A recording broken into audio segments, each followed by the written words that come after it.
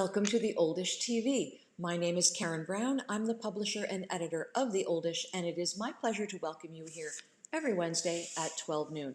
If this is your first time here, a big welcome to you. And if you, like the rest of us, like to learn about and talk about everything having to do with aging, you're in the right place. Today we're going to talk about universal design. Now you might wonder what that is and why you'd care about that as you age. Well, I'm going to give you all that information, so stay tuned. First of all, let me give you a bit of a rundown on what universal design is. Now, universal design can apply to your home, it can apply to a commercial building, a streetscape, a factory. It can be applied to absolutely anything, a piece of equipment, a piece of furniture, anything at all. So there are 7 guiding principles for universal design. I'll just give you an overview, but if you want to know more, you can look it up on the internet. Just Google universal design. So principle number 1 is equitable use. It has to provide the same means of use for everyone, identical whenever possible, equivalent when not. And the design has to be appealing to all users. Interesting. Number 2, flexibility in use. So it has to be able to provide a choice in the methods of use, and whether you are left-handed or right-handed shouldn't matter about how you use whatever this piece is. It also has to be able to adapt to the user's pace. Principle number 3, simple and intuitive use. It has to not have unnecessarily complex use. So as simple as possible, not extra steps in having to understand it or learn it. It has to accommodate a wide range of literacy and language skills, and it has to provide information that is consistent with its importance. You know how that goes sometimes. You get out the instructions and it's pages and pages and pages for the smallest little thing. Oh my gosh. Principle number 4, perceptible information. It has to be able to provide presentation that suits the user's learning style. So some of us learn visually by watching something happen. Some of us learn by reading the instructions. Some of us learn by touching and playing with it. So whether you are a tactile, a visual, or a pictorial user, the instructions have to be available to you. It has to differentiate the elements in ways that can be described as well, so no confusion. Make it easy to get the instructions and to learn how to use it. Principle number 5, tolerance for error.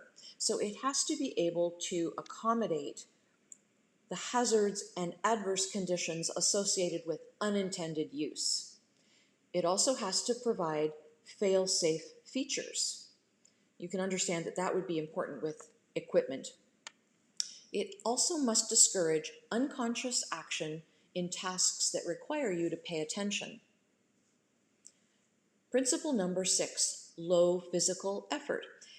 The user has to be able to maintain a neutral body posture. So whether you use whatever it is, standing or sitting, you have to be able to use whatever this is from those positions. It must use reasonable operating force and minimize repetitive action. Principle number 7, size and space for approach and use. A clear line of sight is important for any elements. It has to be able to accommodate people who perhaps need a wheelchair and need room to move it around to turn, or perhaps you are a wheelchair user who from time to time has somebody assisting you. The space has to accommodate both of you comfortably. It also has to accommodate variations in hand and grip size. So those are the 7 principles, and as I say, if you want more information about what any of those are, as may pertain to your particular situation, you can just Google it. Now, how does that apply to your house, and why would you care? For a couple of reasons, you would care about universal design a lot. If you are somebody who is a wheelchair user or perhaps uses a walker, or may use a walker, or may have a parent that you're looking after who uses a walker, then you definitely want to make sure that they have things like no step entry.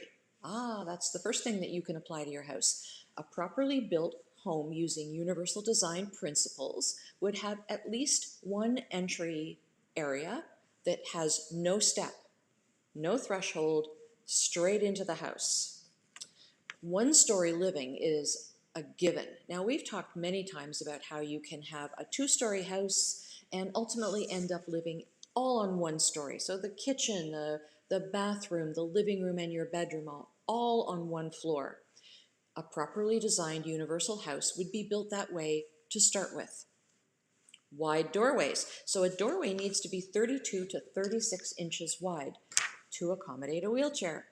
Hallways have to be a little wider. They would be 36 to 42 inches wide so that people can get down the hallway safely.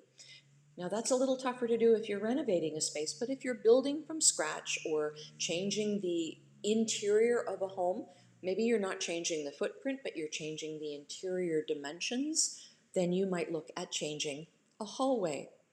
Extra floor space so that nobody feels cramped is really important. Floors, of course, have to be non-slip. In the bathroom, this is really interesting.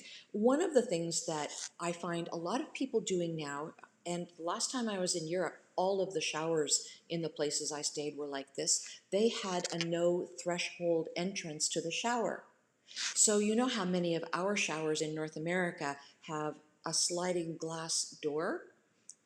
Or a curtain if you're old school, but a sliding glass door or a plexiglass door, they wouldn't have that at all. They would have a static piece of plexiglass that would prevent the water from splashing out into the main bathroom, but then there would be an opening, and you just walk in. You don't close anything.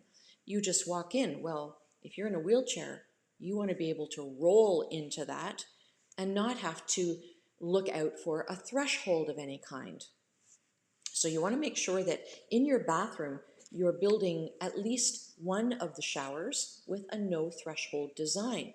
Of course, grab bars are a given. High toilet seats, a given. In the kitchen area, you want to make sure that, again, the floors are no slip, but that drawers have drawer pulls on them that don't require you to grab. Imagine yourself with arthritic fingers. So U-shaped drawer pulls would allow you to grab something this way or with one finger or with a thumb if need be, or a reacher with the little snaps on the end could grab it and pull a drawer open. We don't want cupboards that people have to get on their knees and rummage around to get that thing in the back from either. We want to be able to use deep drawers. So when I renovated my kitchen, they called them baker's drawers. Something like that, a deep drawer rather than a deep cupboard that you have to rummage around in. Another piece that I'm very fond of is the idea that a dishwasher does not have to be installed on the floor. We don't have to do that.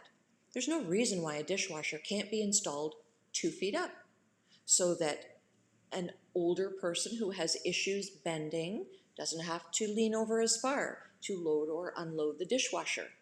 Also, somebody in a wheelchair would find that a good deal more accessible. All around the house, good lighting is important. So not only the overhead lights or floor lamps, but task lighting where you need it to be. Under the counters in the kitchen, in the bathroom, someplace where you can see the medication that you're getting out of the bottle. So there might be under-counter lighting in the bathroom as well. Think of yourself older, getting up in the middle of the night to go to the washroom, and you need to find a light switch. Use a backlit light switch. It's a very dim light, but in a darkened room, it's enough for you to see where that switch is.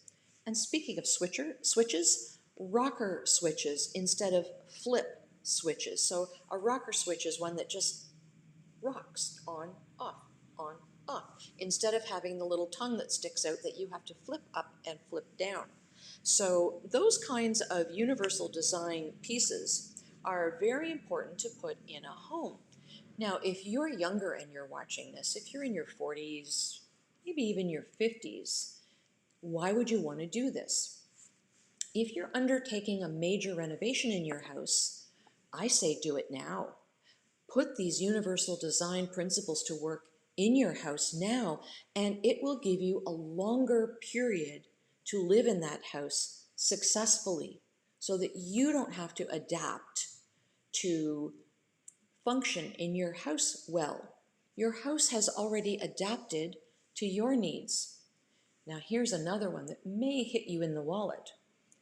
A house that is designed with universal design principles in mind is going to be able to be sold to a wider variety of people.